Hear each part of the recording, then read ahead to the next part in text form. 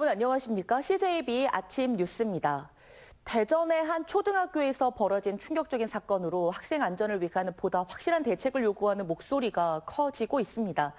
아무 이유도 없이 희생된 김하늘 양을 애도하면서 다시는 이러한 비극이 되풀이되지 않도록 하는 것이 새학기를 앞둔 교육계의 숙제로 던져졌는데요. 당장 돌봄 교실을 학교 풍경이 변했고 충북교육청도 긴급 대책을 발표했습니다. 조상우 기자입니다. 아무 이유 없이 8살 짧은 생을 마감한 하늘이.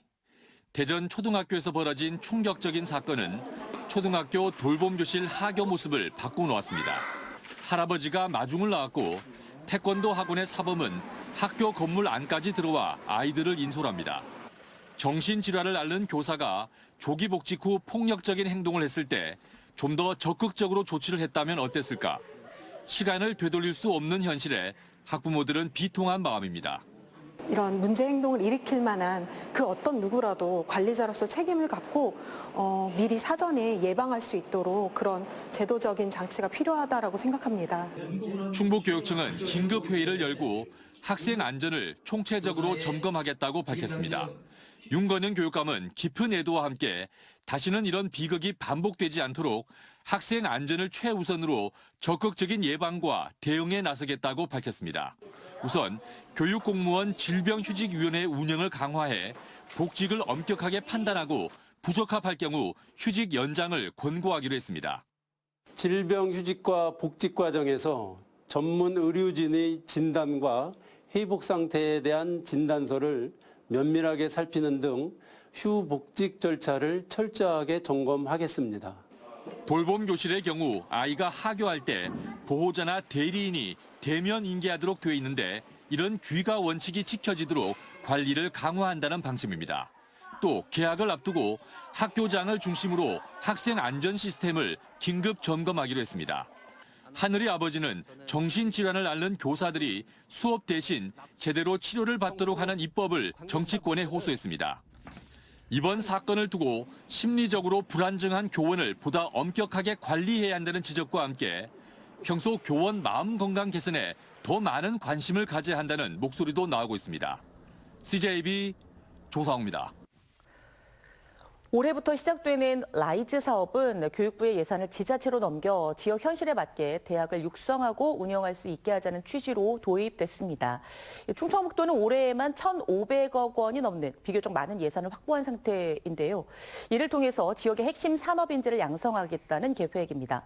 반대로 지역의 국립대학이나 특정 학과로 예산이 집중될 수 있다는 우려도 나오고 있습니다. 이태현 기자입니다. 올해부터 지역 혁신 중심 대학 지원, 이른바 라이즈 사업이 시작됩니다. 그동안 교육부가 주도해온 대학 지원 사업의 일부 예산을 자치단체가 직접 운영하는 겁니다. 지역의 주력 산업을 육성하고 맞춤형 인재를 배출해 지방 소멸과 지역 대학 위기를 극복하자는 취지입니다. 충청북도는 사업 시행에 앞서 전담 부서를 만들고 관련 조례를 제정하는 등의 선제적 대응을 통해 올해 1,540억 원의 예산을 확보했습니다. 이를 활용해 먼저 충북의 3대 전략산업, 2차 전지와 바이오, 반도체 분야의 인력 양성에 집중할 계획입니다. 도내 학생들이 학교에 관계없이 관련 과목을 수강할 수 있도록 하고 연구 예산도 집중 배정하게 됩니다. 특히 매년 평가를 통해 지역 기업 취업률을 주요 성과 지표로 삼아 예산 지원의 규모를 결정하게 됩니다. 각 시군의 현안 사업도 대학과 함께 풀어가는 등 4가지를 추진 과제로 설정했습니다. 지역의 인재가 유출되는 부분, 또 지역 산업에 있어서는 어떤 미스매칭되는 부분, 이런 부분을 개선하는 것에 주력해서 저희가 사업 계획을 수립을 했고요. 하지만 라이즈 사업의 성공적 연착륙을 위해선 풀어야 할 과제가 적지 않습니다.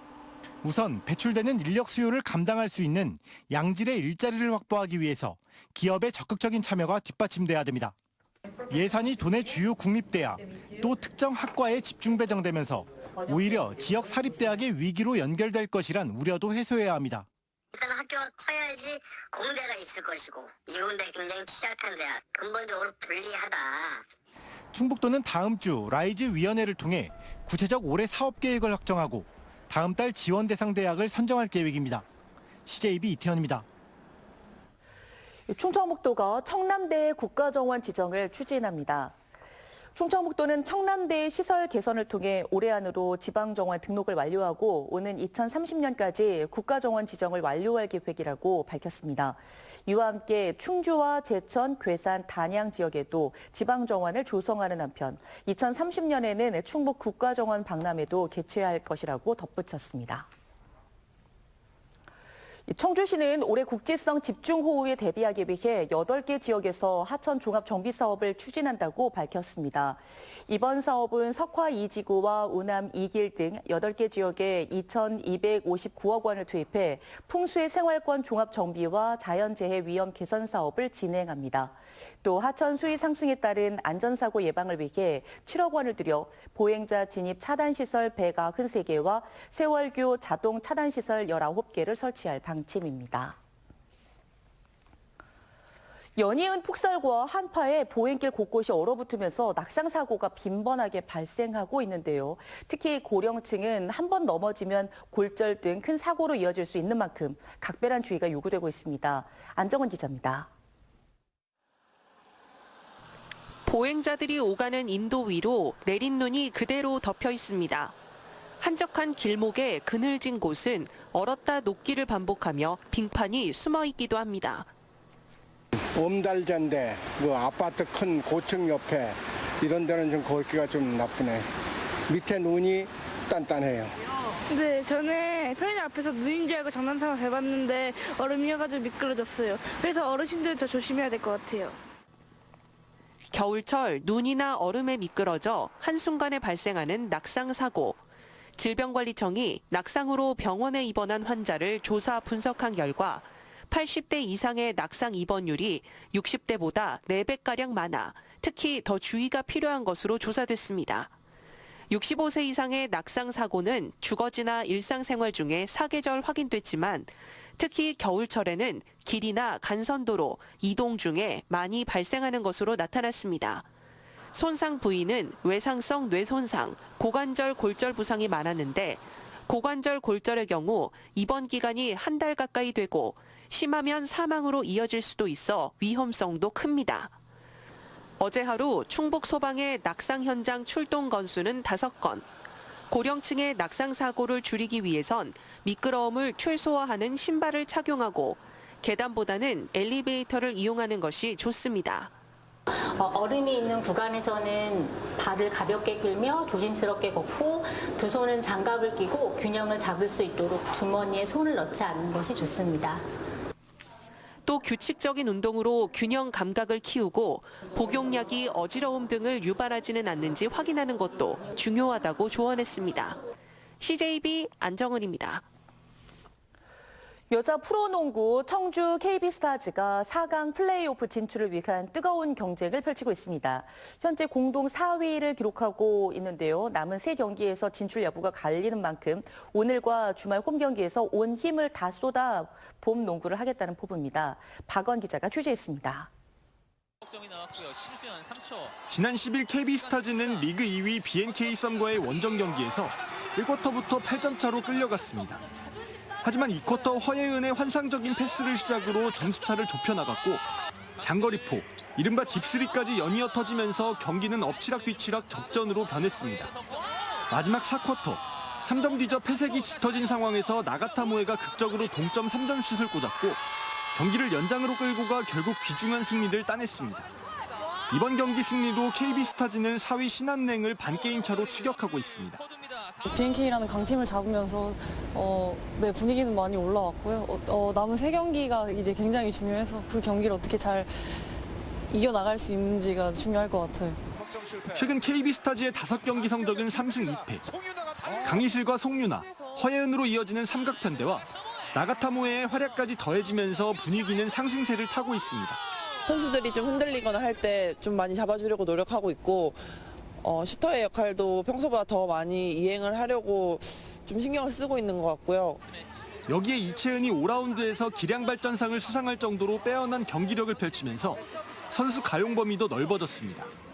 제가 들어가서 좀 수비적인 부분에서 투지 있는 모습이나 아니면 게임 체인저 같은 역할을 하고 싶었는데 그런 부분이 좀 잘 됐던 것 같아요. 김한수 감독은 남은 리그 3경기에 모든 걸 쏟아부을 예정입니다. 저도 그렇고 저희 선수들도 그렇고 스태프들도 그렇고 전부 다가 다 이제 저희 플레이오프 진출이거든요. 그래서 앞으로 남은 3경기를 어떻게든 승리를 가져가서 플레이오프 진출을 꼭 이룰 수 있도록 하겠습니다. KB스타즈의 홈 경기는 이번 주 2경기를 끝으로 막을 내립니다. 승률이 높은 청주 홈에서 모두 승기를 잡느냐에 따라 4강 플레이오프 진출 여부가 갈릴 전망입니다. CJB 박원입니다. 청주시는 오늘부터 일손이음 지원 사업에 참여할 농가와 시민을 모집합니다.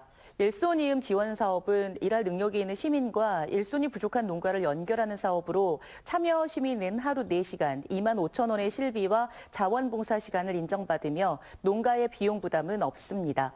신청은 관할구청과 읍면동 행정복지센터에서 수시 접수할 수 있습니다.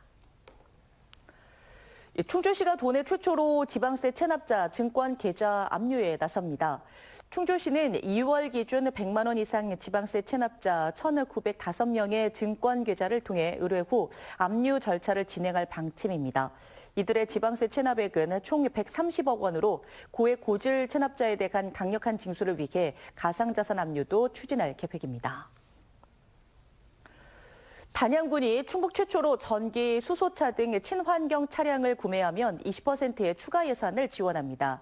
추가 지원을 더하면 단양 군민은 전기 승용차의 경우 최대 1,259만 원, 전기 화물차 최대 2,565만 원, 수소차는 최대 3,504만 원까지 보조금을 지원받을 수 있게 됩니다. 음성군이 다음 달부터 AI 시니어 안심케어 시범 사업을 추진합니다. 음성군과 NHN 주식회사 와플렛, 통합돌봄지원센터는 어제 협약식을 열고 지역 어르신을 위한 스마트 돌봄 서비스를 본격적으로 운영한다고 밝혔습니다. AI 시니어 안심케어는 휴대전화를 활용해 노인에게 안부 자동 체크, SOS 알림 발송, 심혈관 건강 체크 등 다양한 콘텐츠를 지원하는 서비스입니다. 네, 이상으로 CJB 아침 종합 뉴스를 마치겠습니다. 고맙습니다.